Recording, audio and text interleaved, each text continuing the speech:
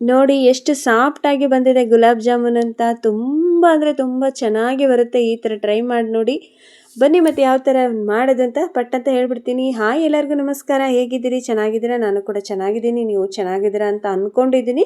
Welcome to my Banashankari all in one ಚಾನಲ್ಗೆ. Friends, ಇವತ್ತು ನಾನು ಸಾಫ್ಟ್ ಆಗಿರುವಂತಹ ಮತ್ತು ಮೃದುವಾಗಿರುವಂತಹ ಗುಲಾಬ್ ಜಾಮೂನ್ ಮಾಡೋದು ಹೇಗೆ ಅಂತ ಹೇಳ್ಕೊಡ್ತಾ ಇದ್ದೀನಿ. ಸಾಮಾನ್ಯವಾಗಿ ಎಲ್ಲರಿಗೂ ಬರುತ್ತೆ, ಆದರೆ ಈ ಥರ ಹೊಸದಾಗಿ ಒಂದೇ ಸಲ ಟ್ರೈ ಮಾಡಿ ಫ್ರೆಂಡ್ಸ್, ಸಖತ್ತಾಗೇ ಬರುತ್ತೆ.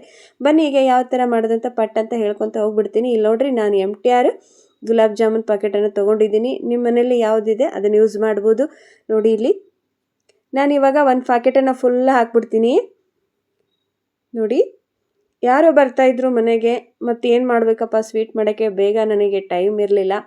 ಅದಕ್ಕೆ ಇದನ್ನು ಜಾಮೂನ್ ಮಾಡೋಣ ಅಂತ ಜಾಮೂನ್ ಮಾಡ್ತಾಯಿದ್ದೆ. ತುಂಬ ಸಿಂಪಲ್ಲಾಗಿ ಮಾಡುವಂಥದ್ದು, ಮತ್ತು ಮಕ್ಕಳು ಇಷ್ಟಪಟ್ಟು ತಿಂತಾರೆ. ಬಂದಿರೋರು ಸಹಿತ ಮತ್ತೆ ಕೇಳಿ ಹಾಕ್ಸ್ಕೋತಾರೆ. ಅಷ್ಟು ಸಖತ್ತಾಗಿ ಆಗುತ್ತೆ. ಇಲ್ಲಿ ನಾನು ಒಂದು ಪ್ಯಾಕೆಟನ್ನು ಪೂರ್ತಿಯಾಗಿ ಜಾಮೂನು ಹಿಟ್ಟನ್ನು ಹಾಕಿದ್ದೀನಿ. ಆಮೇಲೆ ಇದಕ್ಕೆ ನಾನು ಏನು ಹಾಕ್ತೀನಪ್ಪ ಅಂತಂದರೆ ಒಂದು ಸ್ವಲ್ಪ ಮೈದಾ ಹಿಟ್ಟನ್ನು ಹಾಕ್ತಾಯಿದ್ದೀನಿ. ಮೈದಾ ಹಿಟ್ಟು ಹಾಕಿದರೆ ತುಂಬ ಸಾಫ್ಟಾಗಿ ಬರುತ್ತೆ ಗುಲಾಬ್ ಜಾಮೂನು. ಟ್ರೈ ಮಾಡಿ. ಮತ್ತು ಇವಾಗ ನಾನು ಮೈದಾ ಹಿಟ್ಟನ್ನು ಹಾಕಿಬಿಟ್ಟು ಮಿಕ್ಸ್ ಮಾಡ್ಕೊತೀನಿ. ಇದಕ್ಕೆ ನಾನು ಏನು ಎಣ್ಣೆ ಮತ್ತು ಏನು ಬೇರೆ ಏನನ್ನು ಹಾಕೋದಿಲ್ಲ ಫ್ರೆಂಡ್ಸ್. ಇದನ್ನು ತುಂಬ ನಾಜೂಕಾಗಿ ನಾವು ಹಿಟ್ಟನ್ನು ಕಾಲಿಸ್ಬೇಕಾಗತ್ತೆ, ಯಾಕಂದರೆ ತುಂಬ ಮೃದುವಾಗಿರುತ್ತಲ್ಲ ಹಿಟ್ಟು, ಅದಕ್ಕೆ ಹೇಳ್ತಾ ಇದ್ದೀನಿ.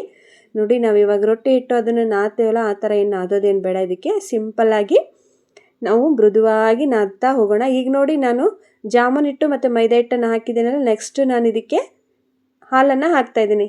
ಹಾಲು ಅಂದರೆ ಕಾಸಿ ಇಟ್ಟಿರ್ತೀರಲ್ಲ, ಆ ಹಾಲನ್ನು ಆರಿದ ಮೇಲೆ ಇದನ್ನೇ ಹಾಕಬೇಕು. ಹಸಿ ಹಾಲಿದ್ರೆ ಹಸಿ ಹಾಲು ಹಾಕಿದ್ರು ಪರವಾಗಿಲ್ಲ. ನಾನು ಕಾಸಿ ಆರಿಸಿಟ್ಟಂಥ ಹಾಲನ್ನು ಹಾಕ್ತಾಯಿದ್ದೀನಿ.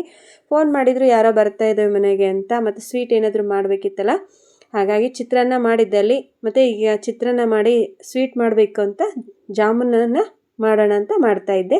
ನಿಮಗೂ ತೋರಿಸೋಣ ಅಂತ ತೋರಿಸಿದ್ದೀನಿ. ಆದರೆ ಈ ಥರ ಮೈದಾ ಹಿಟ್ಟು ಹಾಕಿದರೆ ತುಂಬ ಅಂದರೆ ತುಂಬ ಚೆನ್ನಾಗಿ ಬರ್ತವೆ. ಮತ್ತು ಹಿಟ್ಟು ನಿಮಗೆ ಸ್ವಲ್ಪ ಇತ್ತು ಅಂದರೂ ಸಹಿತ ನಾವು ಮೈದಾ ಹಿಟ್ಟನ್ನು ಮಿಕ್ಸ್ ಮಾಡಿಕೊಂಡು ಹಾಕ್ಬೋದು. ಗೋಧಿ ಹಿಟ್ಟಿಗಿಂತ ಮೈದಾ ಹಿಟ್ಟು ಹಾಕಿ ಜಾಮೂನ್ ಮಾಡಿ, ಮತ್ತು ಹಾಲಿನಲ್ಲೇ ಕಲಸಿದ್ರೆ ಭಾಳ ಚೆನ್ನಾಗಿ ಬರ್ತವೆ. ಜಾಮೂನು ಒಡೆಯೋದಿಲ್ಲ. ಹಾಗಾಗಿ ಹೇಳ್ತಾ ಇದ್ದೀನಿ. ನೋಡಿ, ಸ್ವಲ್ಪ ಹಾಲನ್ನು ಹಾಕಿಬಿಟ್ಟು ನಾನು ಕಲಿಸ್ಕೊಂಡು ರೆಡಿ ಮಾಡಿ ಇಟ್ಕೊಂಡಿದ್ದೀನಿ. ನೋಡಿ ಎಷ್ಟು ಸಾಫ್ಟಾಗಿ ಮೃದುವಾಗಿ ಹಿಟ್ಟು ರೆಡಿ ಆಯಿತು ಅಂತ. ನೋಡಿ, ಭಾಳ ಇದನ್ನು ನಾದಕ್ಕೆ ಹೋಗ್ಬೇಡ್ರಿ, ಯಾಕಂದರೆ ಹಿಟ್ಟು ಭಾಳ ಅಳಕಾಗ್ಬಿಡ್ತೈತೆ. ಅದಕ್ಕೆ ತೋರಿಸಿದ್ದೀನಲ್ಲ. ಮತ್ತು ಈ ಕಡೆ ಸಕ್ಕರೆ ಪಾನಕ ರೆಡಿ ಮಾಡ್ಕೊತಾ ಇದ್ದೆ. ನೋಡಿ, ಸ್ವಲ್ಪ ನೀರನ್ನು ಹಾಕಿದ್ದೀನಿ. ನೀರನ್ನು ಹಾಕಿ 1/4 kg ಆಗೋಷ್ಟೇ ನಾನು ಸಕ್ಕರೆ ಹಾಕ್ತಾಯಿದ್ದೀನಿ. ನೀವು ಭಾಳ ಪಾನಕ ಬೇಕಪ್ಪ ಅಂದರೆ, ಸಿಹಿ ಇರಬೇಕು ಅಂದರೆ ಜಾಸ್ತಿ ಹಾಕ್ಬೋದು. ಅದಕ್ಕೇನು ಇಷ್ಟೇ ಅಂತ ಏನಿಲ್ಲ. ನೋಡಿ, ಆದರೆ ನೀರು ಕಮ್ಮಿ ಹಾಕಿ ಸಕ್ಕರೆ ಭಾಳ ಹಾಕ್ರಿ. ಸ್ವಲ್ಪ ಗಟ್ಟಿಯಾಗಿರಬೇಕು ಪಾನಕ ತೆಳುವಾಗಿತ್ತು ಅಂದರೆ ಒಬ್ಬೊಬ್ರು ಇಷ್ಟಪಡೋದಿಲ್ಲ. ನಮ್ಮ ಮನೇಲಿ ಅಷ್ಟೇ, ಪಾನಕ ತೆಳುವಾಗಿದ್ದರೆ ಇಷ್ಟಪಡೋದಿಲ್ಲ. ಹಾಗಾಗಿ ನಾನು ಗಟ್ಟಿಯಾಗಿ ಪಾನಕ ಮಾಡ್ತೀನಿ. ಇಲ್ಲಿ ನೋಡಿ, ಇವಾಗ ಸಕ್ಕರೆ ಮತ್ತು ನೀರು ಮಿಶ್ರಣ ಮಾಡಿ ಇದು ಸ್ವಲ್ಪ ಪಾನಕ ಥರ ಆಗೋದಕ್ಕೆ ಬಿಟ್ಬಿಡೋಣ. ಈ ಕಡೆನೂ ಒಂದು ಬಾಣಲೆನ ಕಾಯಕ್ಕಿಟ್ಟಿದ್ದೆ. ಎಣ್ಣೆನೂ ಕಾಯಿತು. ಎಣ್ಣೆ ಕಾದಾದ್ಮೇಲೆ ನಾನು ಅಲ್ಲಿ ಒಂದು ಸಣ್ಣ ಉಂಡೆಗಳನ್ನಾಗಿ ಮಾಡಿ ಇಟ್ಬಿಡ್ತೀನಿ. ನೋಡಿ, ಸಣ್ಣ ಉಂಡೆ ಮಾಡಿದರೆ ಸಾಕು. ಎಣ್ಣೆಲಿ ಕರೆದು ತಕ್ಷಣವೇ ನಾವು ಪಾನಕಕ್ಕೆ ಹಾಕಿದ್ವಿ ಅಂದರೆ ದೊಡ್ಡ ಜಾಮೂನ್ ಆಗಿಬಿಡ್ತವು. ನೋಡಿ, ಎಣ್ಣೆನೂ ಕಾಯಕ್ಕಿಟ್ಟಿದ್ದೀನಿ. ಮತ್ತು ಈ ಕಡೆ ಸಕ್ಕರೆ ಪಾನಕಕ್ಕೆ ಅದರಲ್ಲೇ ನಾನು ಒಂದು 2 ಏಲಕ್ಕಿ ಕಾಯನ್ನು ಸಿಪ್ಪೆ ತೆಗೆದುಬಿಟ್ಟು ಹಾಕ್ತಾಯಿದ್ದೀನಿ. ಬೇಗ ಏನಿಲ್ಲ ಅಂದರೂ ಒಂದು 20 ನಿಮಿಷದಲ್ಲಿ ನಾವು ಜಾಮೂನನ್ನು ರೆಡಿ ಮಾಡ್ಕೋಬೋದು. ತುಂಬ ಈಸಿ ರೆಸಿಪಿ ಇದು. ಟ್ರೈ ಮಾಡಿ ಫ್ರೆಂಡ್ಸ್. ಮೈದಾ ಹಿಟ್ಟು ಮತ್ತು ಹಾಲು ಹಾಕಿ ಕಲಸೋದ್ರಿಂದ ಸಾಫ್ಟಾಗೇ ಬರುತ್ತೆ ಜಾಮೂನು. ಟ್ರೈ ಮಾಡಿ ನೀವು, ಬೇಕಾದರೆ ನೀವೇ ಹೇಳ್ತೀರಾ ನನಗೆ. ನೋಡಿ, ಇವಾಗ ಈ ಕಡೆ ಪಾನಕನೂ ರೆಡಿ ಆಯಿತು.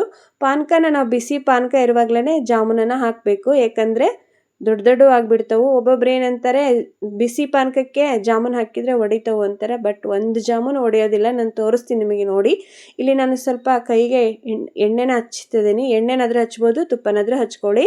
ನೋಡಿ, ನಾನು ಸಣ್ಣದಾಗಿ ಉಂಡೆನ ಮಾಡ್ಕೊತೀನಿ. ಭಾಳ ದೊಡ್ಡದು ಮಾಡೋಕ್ಕೆ ಹೋಗ್ಬೇಡ್ರಿ, ಯಾಕಂದರೆ ಅಲ್ಲಿ ಪಾನಕದಲ್ಲಿ ಹಾಕಿದ ತಕ್ಷಣ ದೊಡ್ಡದಾಗಿಬಿಡುತ್ತೆ.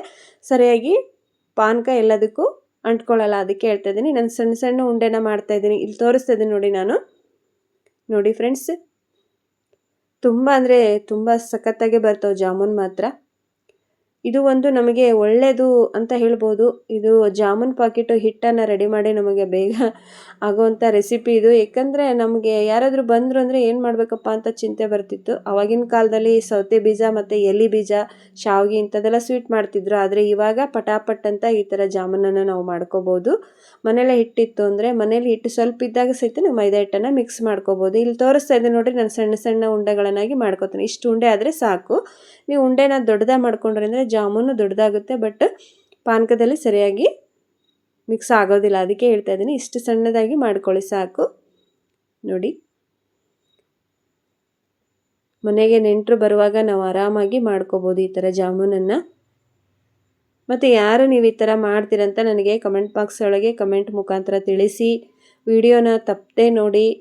ಎಲ್ಲರೂ ಇಷ್ಟಪಟ್ಟರೆ ಲೈಕನ್ನು ಕೊಡೋದನ್ನು ಮರಿಬೇಡ್ರಿ. ವಿಡಿಯೋ ಸ್ಕಿಪ್ ಮಾಡ್ದಂಗೆ ನೋಡಿರಿ, ಸಪೋರ್ಟ್ ಮಾಡಿ. ಇವಾಗ ನಾನು ಎಲ್ಲದನ್ನು ಇದೇ ಥರ ಮಾಡಿ ಇಟ್ಕೊಂಡ್ಬಿಡ್ತೀನಿ. ಇದು ಭಾಳ ಈಸಿ ಫ್ರೆಂಡ್ಸ್, ಜಾಮೂನ್ ಮಾಡೋದು ಮಾತ್ರ ಬೇಗ ಆಗುತ್ತೆ ಇದು.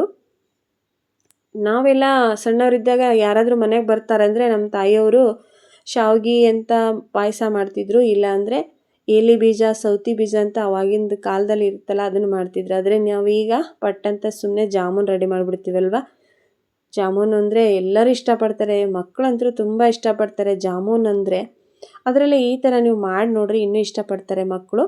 ಈಗ ನಾನೆಲ್ಲ ಹಿಟ್ಟನ್ನು ಮಾಡಿಬಿಟ್ಟು ಈ ಥರ ಉಂಡೆನ ಮಾಡಿ ಇಟ್ಕೋತೀನಿ. ಆದರೆ ನಾನು ಎಷ್ಟು ಬೇಕಾಗುತ್ತೋ ಅಷ್ಟು ಮಾಡ್ಕೊತೀನಿ, ಕರೆದ್ಬಿಟ್ಟು ಮತ್ತೆ ಹಾಕ್ತೀನಿ. ಯಾಕಂದರೆ ಸ್ವಲ್ಪ ಇರೋದ್ರಿಂದ ಬೇಗ ಆಗುತ್ತೆ. ಇಲ್ಲಿ ನೋಡಿ, ಇನ್ನೊಂದು ಫ್ರೆಂಡ್ಸ್, ಅವಾಗವೇ ಮೇಲೆ ಬರೋವರೆಗೂ ನೀವು ಅದನ್ನೇನು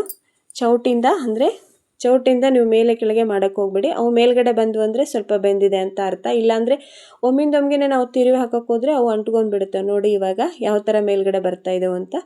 ನೋಡಿ, ಈ ಥರ ಸ್ವಲ್ಪ ಕೆಂಪಾದರೆ ಸಾಕು. ನೋಡಿ ಎಷ್ಟು ಸಖತ್ತಾಗಿ, ಒಂದು ಜಾಮೂನು ಒಡೆಯೋದಿಲ್ಲ ಹಾಲು ಮತ್ತು ಮೈದಾ ಹಿಟ್ಟು ಹಾಕೋದ್ರಿಂದ. ನೋಡಿ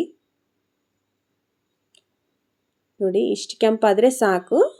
ನಾನು ಇವಾಗ ತೆಗಿತೀನಿ. ಭಾಳ ಕೆಂಪಾಗೋದಕ್ಕೆ ಬಿಡಬೇಡಿ, ಇಷ್ಟಾದರೆ ಸಾಕು. ಇವಾಗ ನಾನು ಸುಡೋ ಪಾನಕಕ್ಕೆ ಹಾಕ್ತಾಯಿದ್ದೇನೆ. ನೋಡಿ, ನಿಮಗೂ ತೋರಿಸ್ತೀನಿ ಫ್ರೆಂಡ್ಸ್. ಒಂದು ಜಾಮೂನು ಒಡೆಯೋದಿಲ್ಲ ಸುಡೋ ಪಾನಕಕ್ಕೆ ಹಾಕಿದರೆ. ಕೆಲವೊಬ್ರು ಆರತನ ಬಿಟ್ಬಿಟ್ಟು ಆಮೇಲೆ ಹಾಕ್ತಾರೆ. ನೀವು ಈ ಕಡೆ ಕರೆದ್ಬಿಟ್ಟು ಹಾಗೆ ತಕ್ಷಣನೇ ಹಾಕ್ಬೋದು ಜಾಮೂನನ್ನು, ಏನೂ ಆಗೋದಿಲ್ಲ. ಈಗ ನಾನು ನೆಕ್ಸ್ಟ್ ಎಲ್ಲ ಮಾಡಿರುವಂತಹ ಜಾಮೂನನ್ನು ಕರೆದ್ಬಿಟ್ಟು ನಾನು ಪಾನಕಕ್ಕೆ ಹಾಕ್ತೀನಿ. ನೋಡಿ ಎಲ್ಲದನ್ನು ನಾನು ಇದೇ ಥರ ಮಾಡ್ತೀನಿ. ನೋಡಿ, ನಾನು ಆವಾಗಲೇ ಆಗಿರುವಂಥ ಜಾಮೂನು ಎಷ್ಟು ದೊಡ್ಡದಾಗಿದೆ ಅಂತ ನೋಡಿ ಫ್ರೆಂಡ್ಸ್.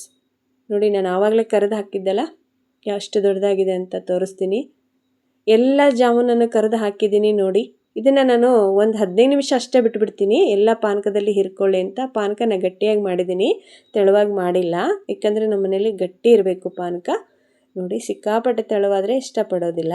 ನೋಡಿ, ಇವಾಗ ನಾನು ಇದಕ್ಕೆ ಸ್ವಲ್ಪ ಕೇಸರಿ ಮತ್ತು ಮನೇಲಿ ಸ್ವಲ್ಪ ಪೀಸ್ಗಳಿದ್ದವು ಅದನ್ನು ಹಾಕಿಬಿಟ್ಟು ಈಗ ಮುಚ್ಚಿಡ್ತಾ ಇದ್ದೀನಿ. ನೋಡಿರಿ, ಸಾಫ್ಟ್ ಆದಂಥ ಮೃದುವಾದಂತಹ ಬಿಸಿ ಬಿಸಿ ಗುಲಾಬ್ ಜಾಮೂನ್ ರೆಡಿಯಾಗಿದೆ. ಬನ್ನಿ ತಿನ್ನೋಣ, ಎಲ್ಲರೂ ಇಷ್ಟಪಡ್ತೀರಾ. ನೋಡಿ ಯಾವ ಥರ ಕಾಣುತ್ತೆ. ಒಂದು ಜಾಮೂನು ಸಹಿತ ಹೊಡೆದಿಲ್ಲ. ತೋರಿಸ್ತೀನಿ ನೋಡಿ, ನಾನು ಒಂದು ಸ್ಪೂನಿಂದ ತಗೊಂಡ್ಬಿಟ್ಟೆ ನಿಮಗೆ. ನೋಡಿ ಒಂದು ಜಾಮೂನು ಹೊಡೆದಿಲ್ಲ. ಯಾಕಂದರೆ ಮೈದಾ ಹಿಟ್ಟು ಹಾಲು ಹಾಕಿ ಕಲಸೋದ್ರಿಂದ ಸಾಫ್ಟಾಗಿ ಜಾಮೂನ್ ಬರುತ್ತೆ. ಟ್ರೈ ಮಾಡಿ. ವಿಡಿಯೋ ಹೇಗಿತ್ತು ಅಂತ ಕಮೆಂಟ್ ಬಾಕ್ಸ್ ಒಳಗೆ ಕಮೆಂಟ್ ಹಾಕೋದನ್ನು ಮರಿಬೇಡಿ. ಆ ಬನಶಂಕರಿ ಅಮ್ಮ ಎಲ್ಲರಿಗೂ ಒಳ್ಳೇದು ಮಾಡಲಿ. ಮತ್ತು ಯಾರೆಲ್ಲ ನನ್ನ ಚಾನಲ್ ಹಾಗೆ ನೋಡ್ತಾ ಇದ್ದೀರಾ, ಸಬ್ಸ್ಕ್ರೈಬ್ ಮಾಡಿಕೊಂಡು ವಿಡಿಯೋಗೆ ಸಪೋರ್ಟ್ ಮಾಡಿ. ಎಲ್ಲರಿಗೂ ಧನ್ಯವಾದಗಳು ಫ್ರೆಂಡ್ಸ್.